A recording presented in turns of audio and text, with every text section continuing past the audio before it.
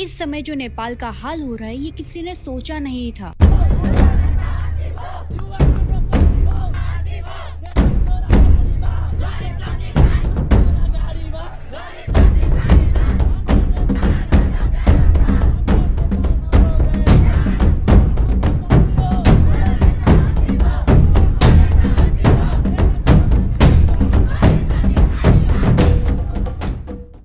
युवाओं की इस समय हत्या हो चुकी है। क्या हुआ, कैसे हुआ, क्यों हुआ, इसके बारे में आज इस वीडियो में जानते हैं। इमेजिन करो कि तुम एक स्टूडेंट हो, तुम्हारा करियर, तुम्हारी नेटवर्किंग, हर चीज तुम्हारी सोशल मीडिया पे है, बट सुबह उठते ही तुम्हें ये बता दिया जाता है कि सारे सोशल मीडिया एप्स बैन हो चुके हैं, तो तुम क्या करोगे। ये हाल अभी नेपाल के युवाओं का हुआ। बट मैं बता दूं कि नेपाल सरकार ने अभी के लिए इस बैन को हटा दिया है। अराउंड 26 एप्स को बैन कर दिया गया था सुप्रीम कोर्ट के ऑर्डर्स पे, और इसी वजह से नेपाल में एक ऐसा आंदोलन फूट पड़ा जिसमें नेपाल के जेनजी ने सरकार को भी हिला दिया। ये बस एक प्रोटेस्ट नहीं था, ये एक ऐसी फाइट थी जिसने डिजिटल राइट्स, डेमोक्रेसी और करप्शन को सामने ला खड़ा कर दिया। इन 26 सोशल मीडिया एप्स को बैन करने का सरकार ने कारण दिया था कि ये कंपनीज नेपाल के नए कानून को फॉलो नहीं कर रही हैं। ना इन कंपनीज ने नए लॉ के हिसाब से रजिस्टर किया है, ना लाइसेंस को रिन्यू किया है, और ना सरकार के कहने पर एक लोकल ग्रीवियंस ऑफिसर को अपॉइंट किया है। लोगों का तो ये भी कहना है कि जो भी आवाज सरकार के खिलाफ होगी,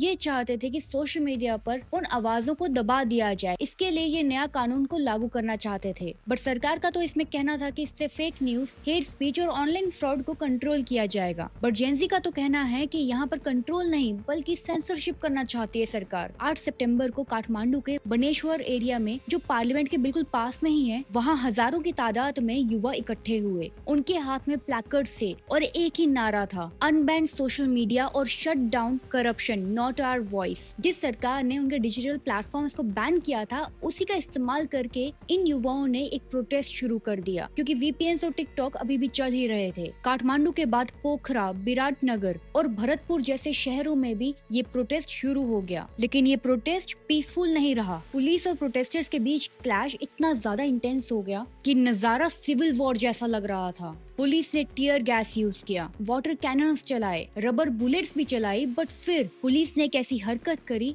जो काफी शर्मनाक थी। नेपाल पुलिस ने युवाओं के सीने पर गोली चलानी शुरू कर दी। कारण बताया गया क्योंकि युवाओं के हाथों में पत्थर थे। इस सब के दौरान हॉस्पिटल्स में कैजुअलिटीज के केसेस बढ़ने लग गए। वीडियोस तो कुछ ऐसे भी सामने आए जहां पर एम्बुलेंस भी जलने लग गए। रिपोर्ट्स के अकॉर्डिंग 19 लोगों की जान चले गए इस प्रोटेस्ट में, और 100 से ज्यादा युवा इंजर्ड हैं। काठमांडू में स्थित पार्लियामेंट के आसपास में कर्फ्यू लग गया और सिचुएशन को कंट्रोल करने के लिए आर्मी तक को बुला लिया। इनिशियली पुलिस को लग रहा था कि ये छोटा मोटा कोई प्रोटेस्ट रहेगा, तो उन्होंने भी इतना ध्यान नहीं दिया। बट जैसे ही लोग बढ़ते गए, उनके अंदर भी वो डर बैठ गया। और नेताओं का क्या है, वो तो अपने घर में बैठे बैठे एक ऑर्डर दे देते हैं। उस समय भी पुलिस को शूट एट साइड का ऑर्डर मिला था। क्या वो आतंकवादी हैं? उनकी आवाज सिर्फ सोशल मीडिया तक नहीं थी, उनकी आवाज करप्शन के खिलाफ में भी थी। और फिर जब इतने लोगों की जान चले गई, तो मॉरल रिस्पॉन्सिबिलिटी समझते हुए नेपाल के होम मिनिस्टर रमेश लेखक ने रिजाइन कर दिया। गृह मंत्री रमेश लेखक ने इस्तीफा दे दिया है। लेकिन इससे युवाओं का गुस्सा थमा नहीं। ऑपोजिशन पार्टी राष्ट्रीय स्वतंत्रता पार्टी ने प्रधानमंत्री केपी शर्मा ओली से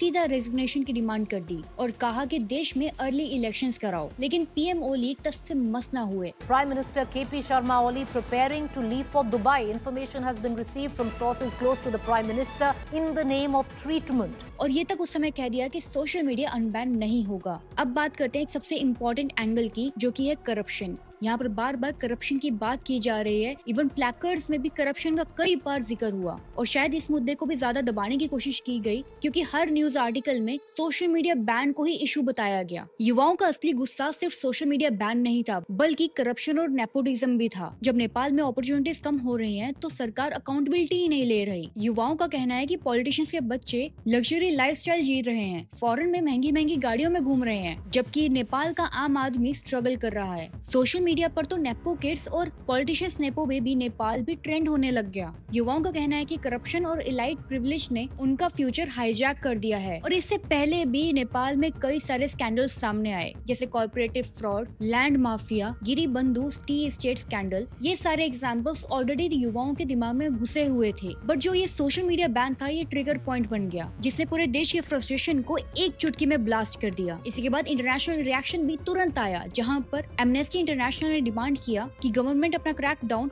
इमीडिएटली रोके और एक इंडिपेंडेंट इन्वेस्टिगेशन भी हो। इसी के साथ United Nations human right office ने भी नेपाल को वार्न किया है कि प्रोटेस्टर्स पर इतना ज्यादा ब्रूटल फोर्स यूज करना डेमोक्रेसी नॉर्म्स के खिलाफ है। और सेम बात नेपाल के ह्यूमन राइट्स कमीशन ने भी कही। अब इसमें सबसे बड़ा सवाल उठता है, क्या इसमें कोई फॉरेन इन्वॉल्वमेंट भी है, कोई फॉरेन फंडिंग मिल रही है इस प्रोटेस्ट को ऑर्गेनाइज करने के लिए? अभी तक जितनी भी रिपोर्ट्स आई हैं उसमें कहीं पर भी फॉरेन का डायरेक्ट इन्वॉल्वमेंट नहीं नजर आया है। जितने भी एनालिस्ट हैं उनका यही कहना है कि ये जो प्रोटेस्ट है 100% डोमेस्टिक ग्रीवियंस की वजह से ही भड़का है। बट हाँ, कुछ लोकल मीडिया आउटलेट्स का कहना है कि ये चाइना के प्रेशर में हो सकता है, लेकिन इसमें कोई कॉन्क्रीट एविडेंस नहीं है। लोग तो यहाँ पर 2015 के इंडिया ब्लॉकेट को भी याद कर रहे हैं, जब इंडिया नेपाल के रिलेशंस एकदम खराब हुए थे। बट वो एक पुराना चैप्टर है, आज की कहानी अलग है। नेपाल का ये आंदोलन सिर्फ नेपाल के लिए नहीं बल्कि पूरे साउथ एशिया के लिए एक वेकअप कॉल है कि अगर आप यूथ की आवाज बंद करोगे तो वो सड़कों पर आ जाएंगे और सड़कों पे आने के बाद तो डेमोक्रेसी खुद हिल जाती है। आज सवाल ये उठता है कि क्या सोशल मीडिया को रेगुलेट करना सही है या फिर सेंसर करना? और जब करप्शन सिस्टम के हर कोने में हो तो युवाओं के लिए क्या ऑप्शन बचता है? आपका इस टॉपिक के ऊपर क्या कहना है, कमेंट में जरूर बताइएगा। मिलते हैं अगली वीडियो में।